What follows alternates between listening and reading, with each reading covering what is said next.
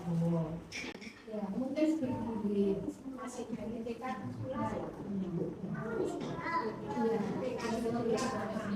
untuk hadir.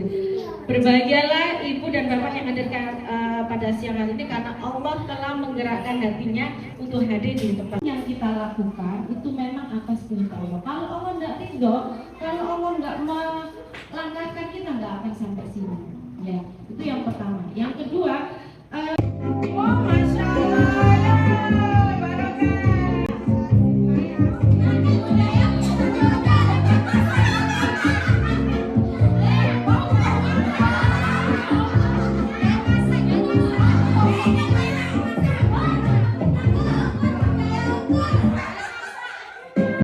Masya Allah.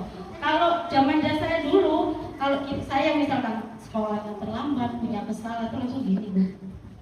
Tidak berani menatap mata siapa yang salah dan sebagainya. Karena itu tadi penanaman karakter yang diberikan. Kita kan jadi orang tua ada sekolahnya, ada S1 jurusan pendidikan bapaknya, ayahnya. Aku nanti kalau menikah pengen seperti papaku, pengen seperti ayahku. Itu berarti cara komunikasi dan pendidik anaknya benar. Nggak mungkin mengidolakan tetangganya, mengidolakan siapa, enggak. Karena dia lah tahu contoh, enggak kayak papaku ini. Asal misalkan dia punya asal nggak seperti papaku, dia pasti idolanya yang ada terekam di dia itu papanya. Begitu juga yang anak laki-laki, dia akan melihat pasangannya ini ada figur mamanya. Nah, kalau pola asuhnya benar itu anak seperti itu, dia akan menjadi idola orang tuanya. Tapi Bu, jangan kelewatan, mentang-mentang mang ya gitu oleh aku. Karena ini tidak semua mau memahami. Contohnya, anak laki-laki itu kenapa jadi garis keturunan bagi orang tua laki-laki? Karena apa? Secara nasab yang punya jadi nasab itu kan laki. Bin siapa? Jadi misalkan ibu punya anak laki-laki 2, perempuannya 1. Yang 2 ini penerus generasinya papa. Tapi yang anak perempuan ini ikut yang suami. Anaknya nanti ikut garisnya suami. Jadi kalau yang anak laki-laki itu ikut nasabnya bapaknya. Ya, makanya waktu menikah diakadkan siapa? Bapaknya dan saudara laki-lakinya. Dan orang tua itu tanggung jawab anak laki-laki. Ya, tapi kan banyak yang sekarang aku gak melo anakku wedokku gak enak.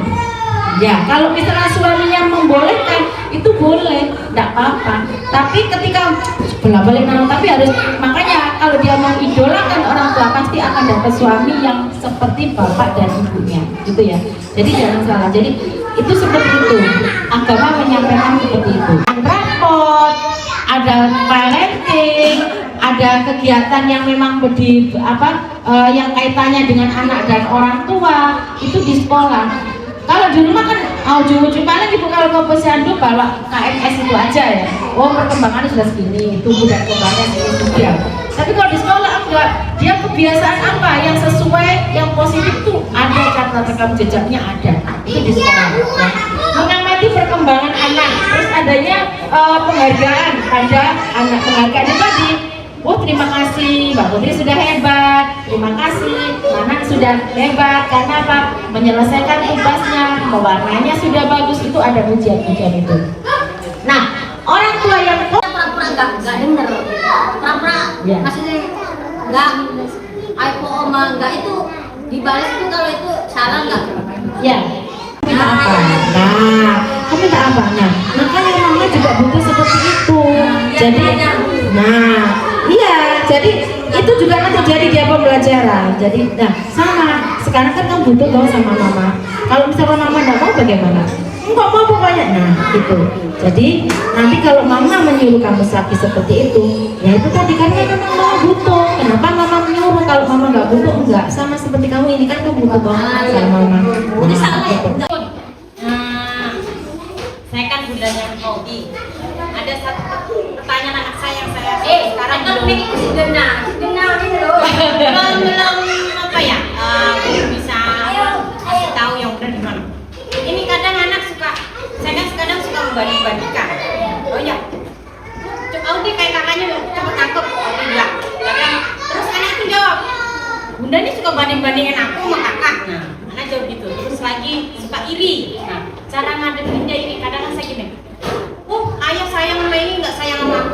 bertanggung jawab. Cara menghadapi anak yang suka iri itu gimana, Mas? Oke. Misalkan waktu kecil udah sampai ada kakak sama adik, ya ada kakak sama adik, pasti kakaknya ini dipakai bully-bully dan kak ambilkan nih, kamu tuh ngalah tak sama adikmu, ini lah adikmu begitu Pak, ini sudah adiknya punya adik lagi, kamu itu ngalah juga sama kak. Jadi aku itu kadang jadi anak-anak, kadang jadi orang dewasa. Bagaimana untuk seperti itu? Makanya tadi saya sampaikan di awal tadi ya, kita dengan anak membandingkan itu tidak boleh. Kalau kita dibandingkan sakit nggak Pak? Sakit. Jadi nggak ada mama itu sayang sama ini, nggak ada yang benci sama ini. Semua anak mama. Tapi karena memang punya kemampuan yang berbeda, jaga mati, jangan dulu. Kemampuan beda, kamu lebih kakak ini lebih cepat, kamu lebih enggak. Jadi cari dulu kelebihan anak yang kecil ini apa. Karena memang nggak ada yang sama, anak kembar identik itu nggak akan sama. Yang pertama, jangan disampaikan kamu udah bisa setrika, hilangkan itu.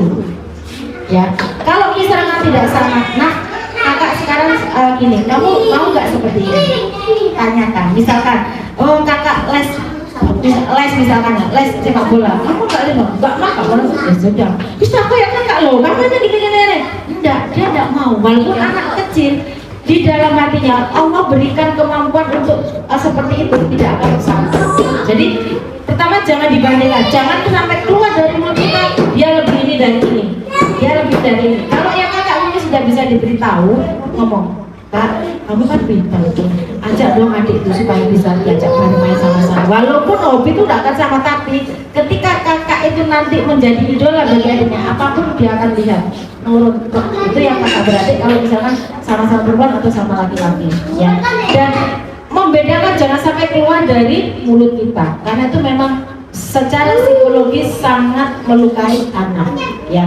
Kalau sudah terang ibu sekadung anak enggak, oh ini anak ibu mama ini juga hebat loh, sama kalau kakak pinternya, kalau ini pinternya ini, jadi dia oh iya ternyata masuk kebanggaan juga, gitu ya. Kalau bilang Kali di sekolah juga diberitahu kok.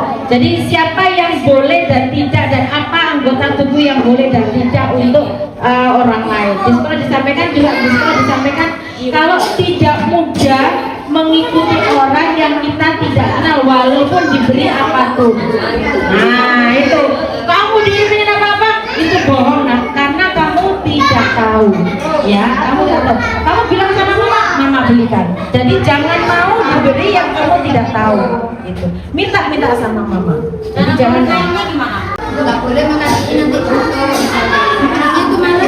Anaknya itu malah memberikan sebelah temannya. Itu boleh makan di rumah, tapi dia datang memberitakan kesulitan itu kayak gini. Aneh sih ya, kalau masih acara anak terbuka ya. Ya gitu. Karena ini boleh.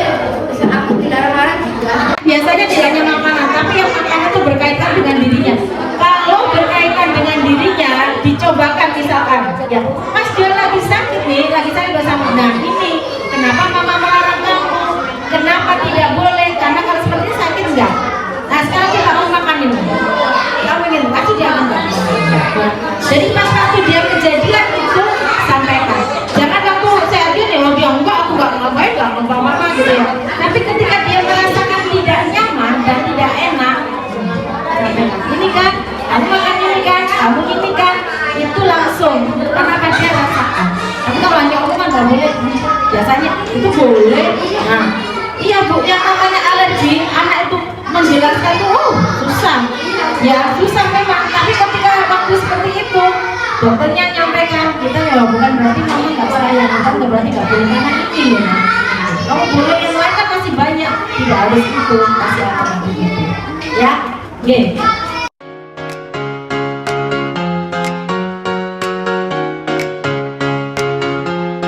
Under the sun, we feel the beat, dancing through life on our feet.